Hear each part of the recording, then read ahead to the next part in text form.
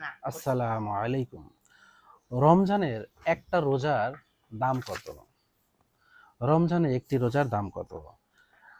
হযরত আবু হুরায়রা রাদিয়াল্লাহু তাআলা আনহু থেকে বর্ণিত, রাসূলুল্লাহ সাল্লাল্লাহু আলাইহি সাল্লাম ইরশাদ করেছেন, যে ব্যক্তি ইচ্ছাকৃতভাবে যে ব্যক্তি ইচ্ছাকৃতভাবে শরীয়তসম্মত কোনো কারণ ছাড়া রমজানের একটা রোজাও ভঙ্গ করবে, মানে রোজা ভাঙবে, সেই ব্যক্তি রমজানের বাইরে সারা জীবন রোজা রাখলেও সেটার বদলা হবে না। মানে রমজান মাসে ইচ্ছাকৃতভাবে একটি রোজা ভাঙলে, যদি কেউ ভাঙে আর কি, ভাঙার পরে রমজানের বাইরে সেই ব্যক্তি যদি মানে সারা জীবন রোজা রাখে, তাহলেও সে ওই যে একটা রোজা ভাঙলো সেই রোজার বদলা কখনো হবে না।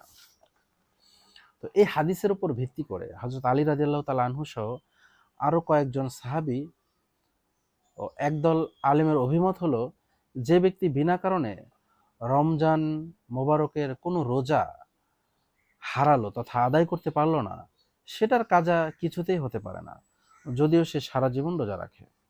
তবে অধিকাংশ ওলামা একরামের মতে, যদি কেউ রমজানে রোজা না রেখে থাকে, তাহলে এক রোজার পরিবর্তে এক রোজা রাখার মাধ্যমেই কাজা আদায় হয়ে যাবে।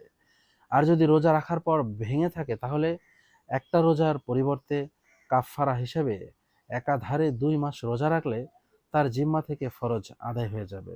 অবশ্য রমজান মোবারকের বরকত ও ফজিলত লাভ করা কোনো ক্রমেই সম্ভব হবে না। আর উল্লেখিত হাদিসের অর্থ এটাই যে, রমজানুল মোবারকে রোজা রাখলে যে বরকত হইতো, সেটা আর কখনোই সে অর্জন করতে পারবে না। এই অবস্থা শুধু তাদের জন্য যারা রোজা ভেঙে ফেলার পর কাজা করে নেয়।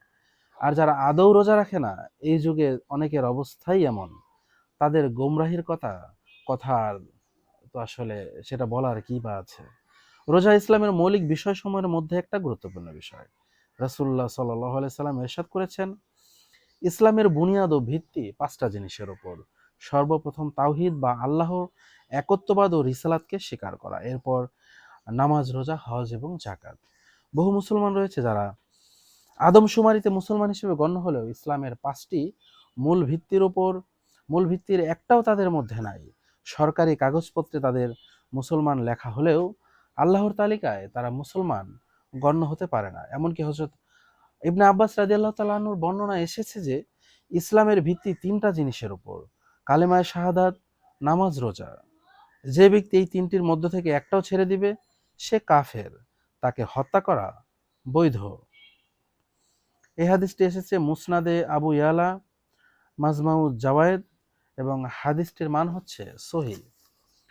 ওলামায়ে কেরাম যদিও এই ধরনের বর্ণনার সাথে ফরজকে অস্বীকার করার শর্ত জুড়ে দিয়েছেন কিংবা অন্য কোনো ব্যাখ্যা করেছেন, কিন্তু এটা বাস্তব যে এই সমস্ত লোকের ব্যাপারে রাসূলুল্লাহ সাল্লাল্লাহু আলাইহি সাল্লাম কঠোর থেকে কঠোর বাণী উচ্চারণ করেছেন।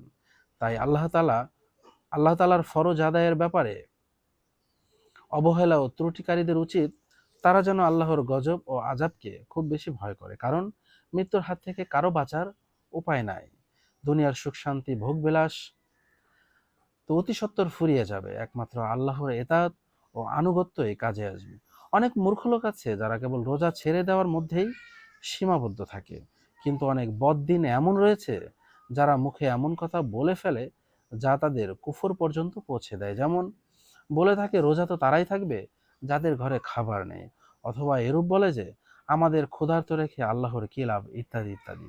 এসব কথাবার্তা বলা থেকে খুবই সতর্ক থাকা উচিত। এখানে অত্যন্ত গুরুত্বের সাথে এবং গভীর মনোযোগ সহকারে একটি মাসালা বুঝে নেওয়া উচিত যে, দিনের ছোট থেকে ছোট যে কোনো বিষয় নিয়ে উপহাস ও ঠাট্টা করা কুফরের কারণ হতে পারে। যদি কেউ সারা জীবন নামাজ নাও পড়ে, কখনো রোজা না রাখে, এমনকি অন্য কোনো ফরজ আদায় না করে, কিন্তু এগুলোকে অস্বীকার না করে, তবে সে কাফের হবে না, বরং ফরজ আদায় না করার জন্য তার গুনাহ হবে। আর যে ফরজগুলো আদায় করেছে সেগুলোর সওয়াব ও পুরস্কার পাবে। কিন্তু দিনের ক্ষুদ্র থেকে ক্ষুদ্রতর বিষয় নিয়ে ঠাট্টা, হাসি ও বিদ্রূপ করার ফলে তার সারা জীবনের সমস্ত নামাজ ও রোজা ও নেক আমল বিনষ্ট হয়ে যাবে। এটা অত্যন্ত গুরুত্বপূর্ণ সহকারে লক্ষ্য রাখার বিষয়। তাই রোজার ব্যাপারেও যেন এরূপ কোনো শব্দ মুখ থেকে বের না হয় এবং উপহাস ও বিদ্রূপ করা না হয়। এতদ সত্ত্বেও কোনো কারণ ব্যতীত রোজা ভঙ্গকারী ফাসেক ও পাপাচার হিসেবে গণ্য হবে। ওলামায়ে কেরাম স্পষ্টভাবে লিখেছেন, যে ব্যক্তি কোনো কারণ ছাড়া রমজান মাসে প্রকাশ্যে খাওয়া দাওয়া করবে তাকে তৈজফালা আকার করা হবে।